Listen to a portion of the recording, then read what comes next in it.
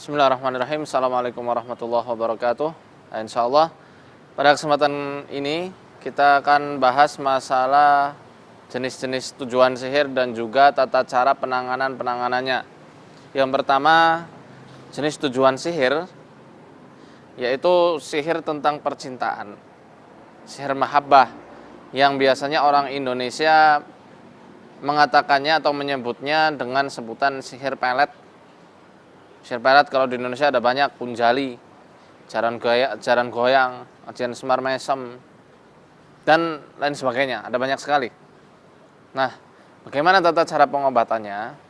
Tentunya kita mesti tahu ini. Kita mesti tahu jenis tujuan sihir ini dilakukan dengan metode yang mana.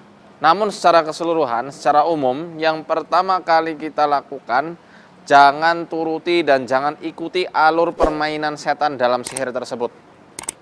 Sihir mahabbah sudah barang tentu alur permainan setan yang dikehendaki oleh setan dan si sahirnya, si penyihirnya adalah agar orang itu cinta terhadap orang yang menyihirnya. Maka jangan ikuti dan jangan turuti. Kalau bisa lawan sekuat tenaga, jangan sampai ngerasa rindu dan jangan ngerasa cinta. Alihkan perasaan kita kepada orang-orang yang benar-benar memang menyayangi kita, kepada istri kita, kepada suami kita, anak-anak kita, orang tua kita, sehingga tidak perlu memikirkannya. Kalau masih kepikiran terus, yang pertama kali kita lakukan, bisa langsung memegangnya di antara titik ini, titik-titik di kepala ini, pegang, kemudian dibacakan ayat-ayat pembatal sihir, surat Al-Baqarah 102 misalnya, ya, dan juga ayatul kursi. Ayatul kursi ini memang saya rasa harus dibaca di setiap pengobatan sihir. Kemudian dua ayat terakhir Baqarah, surat A'raf 117 sampai 122, Yunus 8182, Toha 69, dan juga yang paling utama Al-Ikhlas 3 kali, Al-Falaq 3 kali, An-Nas 3 kali. Lalu kemudian tiupkan di daerah ubun-ubun. Kalau dia kok masih terbisik-bisik suara orang yang menyihirnya karena mungkin sihir mahabbah ini melalui telepon, maka pencet titik di belakang telinganya tepat. Nah, antum bisa pegang, ya, di belakang telinga ini ada lekukan kecil, maka daerah sini yang kita pencet. Semua ada ukurannya, ada tahapannya. Pertama mungkin pelan, kemudian dipencet agak bertenaga. Jangan terlalu keras ya, jangan terlalu keras karena bahaya. Selain nanti bisa abuh juga membahayakan. Sekedarnya saja. Biasanya kalau memang ini ditujukan melalui jalur telepon, orang yang diruqyah itu akan batuk-batuk, seakan tercekik. Padahal cuma sedikit saja, padahal cuma disentuh sedikit. Kalau batuk-batuk sudah langsung pegang daerah dada dan dikeluarkan, digiring ke arah mulut, lalu komandokan untuk dikeluarkan. Kemudian jikalau sihir mahabbah ini menggunakan metode masrub, maka yang kita butuhkan adalah media-media atau herbal-herbal yang mampu digunakan untuk detoksifikasi, untuk mengeluarkan toksin, mengeluarkan racun dalam tubuh, termasuk media-media sihir yang larut ke dalam tubuh tersebut.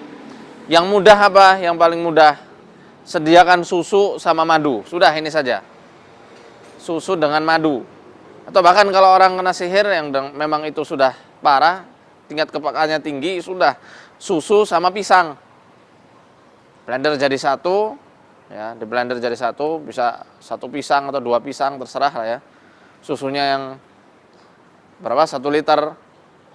Kemudian di blender dijadikan satu, dibacakan ayat-ayat ruqyah, terutama surat Ad-Dukhan 43 sampai 47, diulang-ulang. Ketika ayat kal muhli yaghli fil butun diulangi berkali-kali. Nah, kemudian yang mudah juga baca surat Zalzalah. Idza zulzilatil ardu zilzalaha wa akhrajatil ardu athqalaha. Dan ketika bumi itu diguncangkan dengan guncangan yang sangat dahsyat, lalu kemudian bumi itu mengeluarkan segala isi perutnya. Diulangi, wa akhrajatil ardu athqalaha wa akhrajatil ardu athqalaha wa akhrajatil ardu athqalaha. Insyaallah akan muntah-muntah atau mungkin keluar lewat feses, BAB. Jangan heran ketika kita detok, nanti muntahnya lama atau sakit perut atau buang-buang terus di kamar mandi.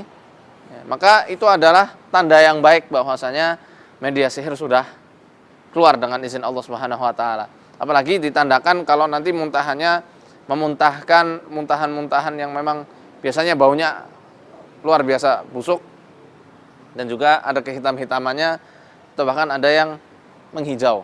Ini tentang sihir mahabbah. Ya, sekilas. Kalau sihir mahabbah ini juga dengan menggunakan tahyidz, yakni dengan penaklukan sehingga akalnya itu sudah tidak waras ya, sampai lupa anak istri, lupa anak dan suami, maka terapinya dengan memandikan di seperti ini, tanah. Di tanah, kemudian didudukkan. Langsung didudukkan, tata caranya kaki selonjor ya, di tanah. Kalau bisa langsung di atas tanah semacam ini. Tangan menyentuh tanah seperti ini. Lalu diguyur dari atas ubun-ubun ke arah kanan terus, lalu ke arah kiri, sehingga air itu seakan menyabet semua saraf-saraf yang dirusak oleh setan, yang dikacaukan oleh setan.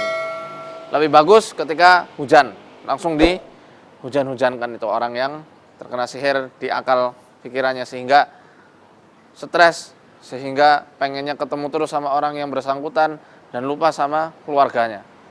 Nah, ini butuh kita terapi dengan terapi air. Lalu kemudian yang kedua adalah sihir kebencian.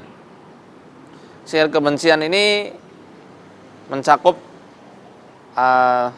tafrik ya, sihir pemisah. Sihir pemisah atau tafrik ini tidak hanya identik dengan perceraian saja, tidak. Karena sihir tafrik ini bisa mengenai orang yang mempunyai hubungan bisnis misalnya, atau orang yang sudah mempunyai kerjasama, hubungan kerja, itu bisa dipisahkan dengan sihir tafrik ini. Jadi tidak cuma sihir perceraian saja. Untuk sihir-sihir pemisah ini biasanya ada tahapan-tahapannya, yang mana tahapan ini selain merusak akal, pikiran, merusak hati, ini juga akan merusak organ tubuh. Maka biasanya orang-orang yang kena sihir tafrik itu akan diluapkan dulu emosinya sama setan. Marah. Supaya apa? Supaya nanti simpul-simpulnya terbuka, setan mudah untuk menguasai orang tersebut. Tahapannya, jika dia sudah dibuat marah, dibuat benci sama istrinya, dibuat benci sama suaminya, sama rekannya, sama temannya, itu nanti ketika bencinya itu meluap-luap, ya, sering meluap-luap, sering diutarakan kepada rekannya tersebut, nantinya akan timbul efek atau dampak yang buruk kepada tubuhnya. Salah satunya sakit di perut.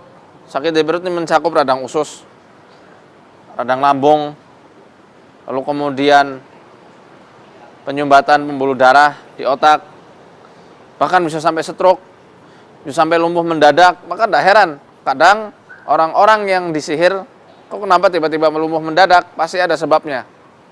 Selain karena sihir, ya, itu sudah disulut dulu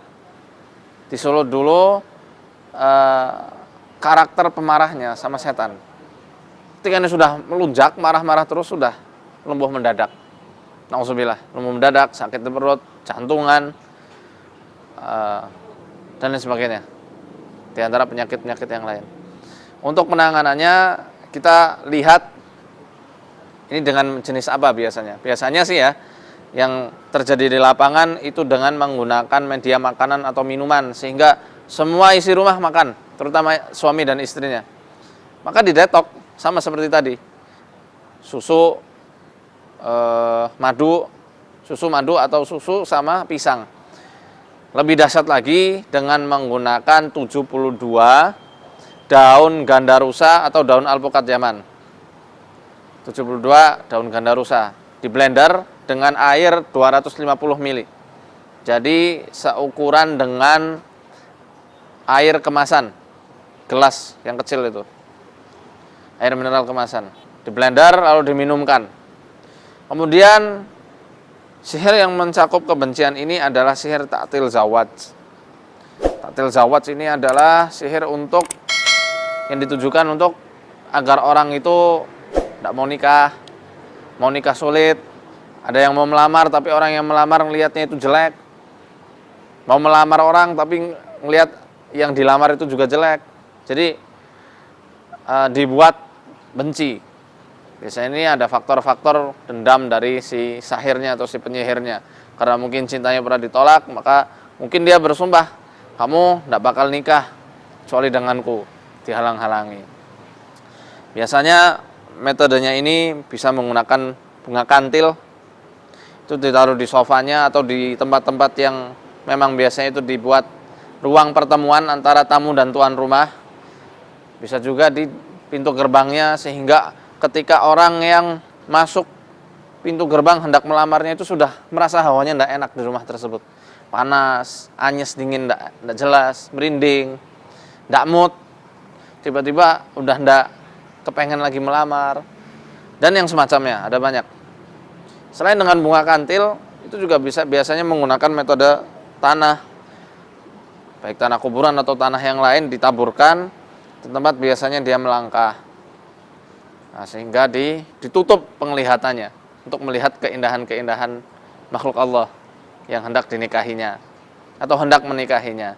Selain itu biasanya itu dicuri dengan menggunakan bekas-bekas pakaian korban yang dijemur. Diikatkan, kemudian benar-benar terhalangi untuk menikah, semacam itu. Yang pengobatannya kita bisa langsung praktekkan, karena biasanya mereka itu langsung diserang di daerah pundak, kepala, terutama di daerah sini, daerah belakang kepala, ya, terutama di daerah pundaknya. Taib azanallahu wa iyyakum. Assalamualaikum warahmatullahi wabarakatuh.